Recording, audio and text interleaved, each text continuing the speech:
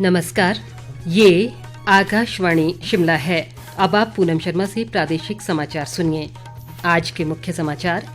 सूचना व प्रसारण मंत्री अनुराग ठाकुर ने कहा, हिमाचल की कला व संस्कृति को विश्व स्तर पर पहचान दिलाने का करेंगे प्रयास। जन आशीर्वाद यात्रा के दौरान अनुराग ठाकुर ने आज प्रदेश के अनेक स्थानों पर लोगों को किया संबोधित। आज रात मंडी पहुंचेगी आशीर्वाद यात्रा।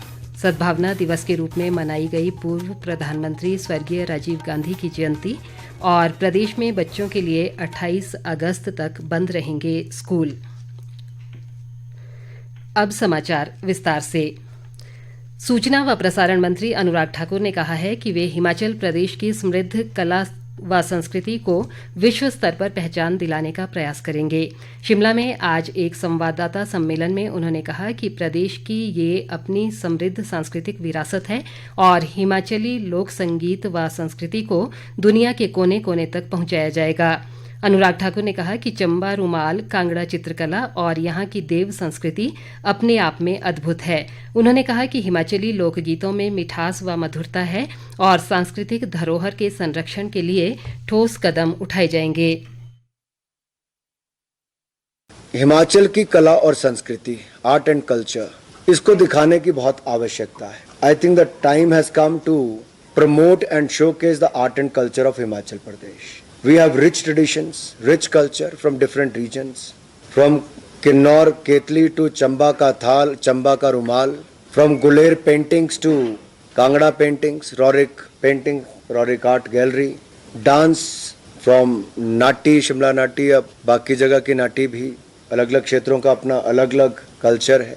एक जो हमारा फोकलोर है, हिमाचल के संगीत में बहुत मिठास है, मधुरता है। और आज भी आप देखेंगे हमारे पड़ोसी मुल्क में उस समय के गाने गाए जाते हैं आज भी, जो आजादी से पहले के, जहाँ छोटी छोटी जगहों का नाम आता है जो उस समय बहुत महत्व रखती थी। नदौन से लेकर भी, मैं कभी आप YouTube पर जाकर देखें, उन गानों को सुनेंगे, वो अपने आप में लगता है कि हमने खोया क्या है। ये तो हमारी विरासत थी, इसको तो बड़ा बनाना चाहिए था। हम अपनी विरासत को लुप्त नहीं होने देंगे, इसको बड़ा बनाकर देश और दुनिया के कोने कोने तक ले जाने का काम करेंगे।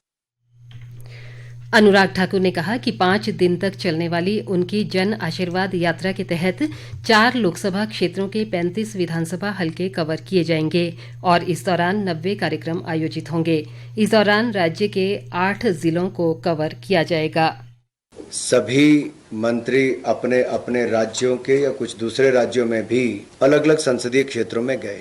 मेरा भी ये 5 दिन का दौरा, पहले 3 दिन का प्रस्तावित था, लेकिन फिर बाद में 5 दिन का दौरा बना, ताकि चारों संसदीय क्षेत्र 623 किलोमीटर, इन सब में होते हुए चारों लोकसभा के 37 विधानसभा क्षेत्रों को टच करेंगे। 8 जिले इसमें कवर होंगे और लगभग 90 कार्यक्रम इसमें होंगे। हालांकि हमीरपुर संसदीय क्षेत्र के लोगों की इच्छा थी कि वहां से शुरुआत हो, लेकिन तय ये किया गया कि प्रदेश की राजधानी में पहले आएंगे, आप सबसे मिलेंगे। केंद्रीय मंत्री ने कहा कि प्रधानमंत्री नरेंद्र मोदी और हिमाचल की जनता ने उन पर जो विश्वास जताया है, वे उस पर खरा उतरने का प्रयास करेंगे। अनुराग ठाकुर ने कहा कि प्रधानमंत्री नरेंद्र मोदी के कुशल नेतृत्व में देश ने कोरोना महामारी के खिलाफ प्रभावी तरीके से लड़ाई लड़ी है और मेक इन इंडिया के तहत देश की 55 करोड़ से अधिक जनता को निःशुल्क कोविड वैक्सीन दी है। जो भी हिमाचल प्रदेश के लिए संभव हो पाया वो भी किया। 3 तो हमने बजट ही दिए थे, उसके अलावा 6 मिनी बजट दिए जब आपदा का समय आया। देश को आपदा कोविड की महामारी के समय निकालने में मोदी जी ने जो दिन रात काम किया उसका मैं साक्षी हूं, क्योंकि 3-4 लोग जो उन मीटिंगों में बैठते थे उसमें एक मैं भी था। आत्मनिर्भर भारत बनाना ये केवल एक स्लोगन नहीं, इसके लिए हर सेक्टर में वो प्रैक्टिकल पॉसिबिलिटीज क्या क्या है उसको देखकर काम करते हैं। जन आशीर्वाद यात्रा के दूसरे दिन आज सूचना व प्रसारण और युवा कार्य व खेल मंत्री अनुराग ठाकुर ने प्रदेश के अनेक स्थानों पर लोगों को संबोधित किया। आज सुबह शिमला स्थित भाजपा मुख्यालय से शुरू हुई जन आशीर्वाद यात्रा के तहत शिमला ग्रामीण के घणाहट्टी में बड़ी संख्या में लोगों ने अनुराग ठाकुर का ढोल नगाड़ों के साथ गर्मजोशी से स्वागत किया। उन्होंने इसके लिए लोगों का आभार जताया और कहा कि वे प्रदेश के विकास के लिए हर संभव प्रयास करेंगे और हिमाचल की जनता के हर मुद्दे को केंद्र सरकार के समक्ष प्रमुखता से उठाते रहेंगे। इस अवसर पर प्रदेश भाजपा अध्यक्ष सुरेश कश्यप, शहरी विकास मंत्री सुरेश भारद्वाज, पार्टी महासचिव त्रिलोक जम्वाल और जिला भाजपा अध्यक्ष रवि मेहता भी अनुराग ठाकुर के साथ थे। बाद में भाजपा की जन आशीर्वाद यात्रा अर्की विधानसभा क्षेत्र के गलोग पहुंची, जहां लोगों ने अनुराग ठाकुर का भव्य स्वागत किया। इसके बाद बिलासपुर जिले के नम्होल में भी उन्होंने लोगों को संबोधित किया और बिलासपुर के शहीद स्मारक पर शहीदों को श्रद्धांजलि दी। बिलासपुर में लोगों को संबोधित करते हुए अनुराग ठाकुर ने कहा कि वे हिमाचल के लोगों का सिर कभी नहीं झुकने देंगे और प्रदेशवासियों की सेवा के लिए हमेशा तैयार रहेंगे। उन्होंने कहा कि वे हमेशा प्रदेश के लोगों का मान सम्मान बढ़ाने के लिए काम करेंगे। अनुराग ठाकुर ने कहा कि प्रधानमंत्री नरेंद्र मोदी ने देश को अब तक का सबसे युवा केंद्रीय मंत्रिमंडल दिया है और सभी मंत्री देश को आगे बढ़ाने की दिशा में काम कर रहे हैं। मुझे अपना आशीर्वाद और वोट दिया है, जिसके लिए सदा मैं आपका ऋणी रहूंगा। अब भी देखिए, मोदी जी ने मंत्रिमंडल का विस्तार किया तो 28 मंत्री ओबीसी वर्ग से आए, 11 महिलाओं को मंत्री बनाया, 12 अनुसूचित जाति से चुने गए, 8 अनुसूचित जनजाति से आए तो 5 अल्पसंख्यक थे और कुल मिलाकर जो आज तक की कैबिनेट पूरे भारत में बनी, सबसे युवा कैबिनेट और सबसे युवा मंत्रिमंडल इस बार नरेंद्र मोदी जी ने युवा भारत के लिए बनाया। भाई और बहनों, मोदी जी तो अपने मंत्रिमंडल का परिचय कराना चाहते थे पूरे लोकसभा राज्यसभा के सदनों के साथ, लेकिन कांग्रेस ने वो परिचय भी नहीं होने दिया जो आज तक हर प्रधानमंत्री करवाता आया।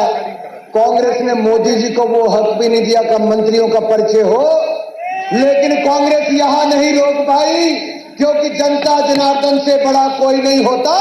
जब जनता आशीर्वाद देने आती है तो कोई रोक नहीं पाता है मेरे भाइयों बहनों। रास्ते में जगह जगह लोगों ने अनुराग ठाकुर का जोरदार स्वागत किया। जन आशीर्वाद यात्रा आज रात मंडी पहुंचेगी। पूर्व प्रधानमंत्री स्वर्गीय राजीव गांधी की 77वीं जयंती आज देश व प्रदेश में सद्भावना दिवस के रूप में मनाई गई। मुख्यमंत्री जयराम ठाकुर ने छोटा शिमला स्थित सद्भावना चौक में राजीव गांधी की प्रतिमा पर पुष्पांजलि अर्पित की। उन्होंने कहा कि सूचना प्रौद्योगिकी, दूरसंचार और शिक्षा के क्षेत्र में स्वर्गीय राजीव गांधी के योगदान को देशवासी हमेशा याद रखेंगे। ऊर्जा मंत्री सुखराम चौधरी, वन मंत्री राकेश पठानिया और प्रदेश कांग्रेस अध्यक्ष कुलदीप राठौर सहित अन्य गणमान्य लोगों ने भी इस अवसर पर राजीव गांधी को श्रद्धांजलि अर्पित की।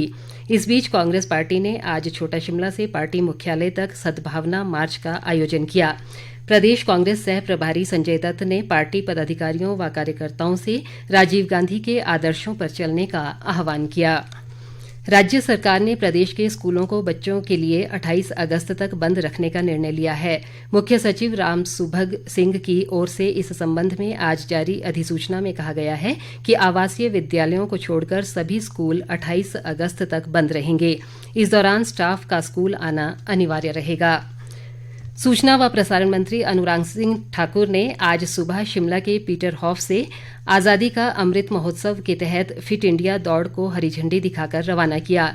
ये फ्रीडम रन पीटर हॉफ से विधानसभा होते हुए एजी चौक तक पहुंची, जिसमें नेहरू युवा केंद्र के युवाओं ने बड़ी संख्या में भाग लिया।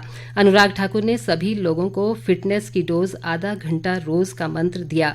उन्होंने कहा कि फिट इंडिया फ्रीडम रन का उद्देश्य लोगों को स्वस्थ रहने के लिए प्रेरित करना है। राज्य बिजली बोर्ड द्वारा आज चंबा जिले के तीसा में अक्षय ऊर्जा दिवस का आयोजन किया गया। विधानसभा उपाध्यक्ष हंसराज ने समारोह में मुख्य अतिथि के रूप में बिजली की बचत पर बल देते हुए कहा कि इससे देश व प्रदेश में सुचारू विद्युत आपूर्ति सुनिश्चित हो सकती है। अंत में मुख्य समाचार एक बार फिर। सूचना व प्रसारण मंत्री अनुराग ठाकुर ने कहा, हिमाचल की कला व संस्कृति को विश्व स्तर पर पहचान दिलाने का करेंगे प्रयास।